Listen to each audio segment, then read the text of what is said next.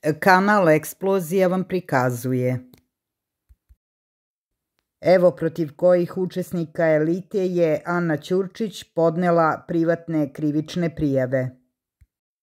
Kako prenosi portal Republika, Ana Ćurčić zvanično je podnela tužbe protiv Milene Kačavende i Marka Đedovića.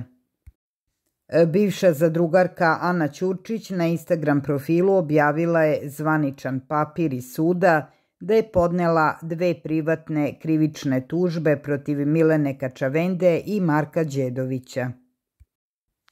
Ana je prethodnih nedelja najavljivala da će protiv Milene i Đedovića podneti tužbe zbog reči koje su uputili njoj i izneli mnoge tvrdnje o životu Ćurčićeve. Želeći da istera pravdu, Ana je odlučila da se pozabavi privatnim tužbama, što je i objavila na društvenoj mreži Instagram. Od početka realitija Elita, Kačavende i Đedović izneli su niz komentara na račun života Ane Ćurčić.